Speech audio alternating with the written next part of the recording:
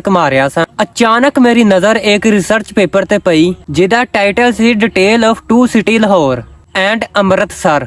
ਉਹ ਕਿਤਾਬ ਦੇ ਵਿੱਚ 14 ਜਾਂ 15 ਅਗਸਤ ਦੇ ਦਰਮਿਆਨ ਵਿੱਚ ਦਰਮਿਆਨੀ ਸ਼ਬ ਜਿਹੜੇ ਲਾਹੌਰ ਔਰ ਅੰਮ੍ਰਿਤ ਵਿੱਚ ਹੋਏ ਜ਼ੁਲਮ ਸਨ ਉਹਨਾਂ ਦੇ ਬਾਰੇ ਦੱਸਿਆ ਗਿਆ ਸੀ। ਲਾਹੌਰ ਤੇ ਅੰਮ੍ਰਿਤਸਰ ਦਾ ਨਾਂ ਇਕੱਠਾ ਪੜ ਕੇ ਚਿਉਂਕੇ ਕਿ ਮੈਂ ਅੱਗੇ ਵੀ ਕਈ ਵਾਰੀ ਸੁਣ ਚੁੱਕਿਆ ਸਾਂ ਤੇ ਮੈਂ ਸੋਚਿਆ ਕਿਉਂ ਨਾ ਇਸ ਟੌਪਿਕ ਤੇ ਰਿਸਰਚ ਕੀਤੀ ਜਾਵੇ ਕਿ ਲਾਹੌਰ ਔਰ ਅੰਮ੍ਰਿਤਸਰ 'ਚ ਕੀ ਚੀਜ਼ਾਂ ਕਾਮਨ ਸਨ ਔਰ ਇਹ ਕਿੱਥੋਂ ਤੱਕ ਕਾਮਨ ਨੇ ਔਰ ਜਿਹਦਾ ਨਾਂ ਹਮੇਸ਼ਾ ਇਕੱਠਾ ਹੀ ਲਿਖਿਆ ਜਾਂਦਾ ਹੈ। ਪਰ ਬਾਜ਼ ਲੋਕ ਲਾਹੌਰ ਔਰ ਅੰਮ੍ਰਿਤਸਰ ਨੂੰ ਟੂ ਸਿਟੀਜ਼ ਕਹਿੰਦੇ ਨੇ ਤੇ ਅੱਜ ਦੀ ਇਸ ਵੀਡੀਓ 'ਚ ਇਹ ਜਾਣਾ ਕਿ ਲਾਹੌਰ ਔਰ ਅੰਮ੍ਰਿਤਸਰ 'ਚ ਕਿਹੜੀ ਚੀਜ਼ਾਂ ਕਾਮਨ ਸਨ, ਕਿਹੜੀਆਂ ਚੀਜ਼ਾਂ ਨੇ ਜਿਨ੍ਹਾਂ ਦੇ ਕਰਕੇ ਟਵਿਨ ਸਿਟੀਜ਼ ਕਹਿਲਾਉਂਦੇ ਨੇ। ਜਿਵੇਂ ਕਿ ਤੁਹਾਨੂੰ ਪਤਾ ਹੀ ਪਿਛਲੀ ਵੀਡੀਓ 'ਚ ਮੈਂ ਪਾਕਿਸਤਾਨ ਪੰਜਾਬ ਨੂੰ ਔਰ ਇੰਡੀਅਨ ਪੰਜਾਬ ਨੂੰ ਕੰਪੇਅਰ ਕੀਤਾ ਸੀ ਔਰ ਉਹਨਾਂ ਦੇ ਜਿਹੜੇ ਡਿਫਰੈਂਸਸ ਸਨ ਉਹ ਤੁਹਾਨੂੰ ਦੱਸੇ ਮੈਂ। ਉਸ ਲੋਕਾਂ ਨੇ ਕਮੈਂਟ ਕੀਤਾ ਕਿ ਤੁਸੀਂ ਪਾਕਿਸਤਾਨ ਔਰ ਇੰਡੀਆ ਦੇ ਸਿਮਿਲਰ ਚੀਜ਼ਾਂ ਸਾਨੂੰ ਕਿਉਂ ਨਹੀਂ ਦੱਸਦੇ ਔਰ ਇਹ ਬਹੁਤ ਜ਼ਿਆਦਾ ਨੇ ਜਿਨ੍ਹਾਂ ਨੂੰ ਇੱਕ ਵੀਡੀਓ ਦੇ ਵਿੱਚ ਕਵਰ ਨਹੀਂ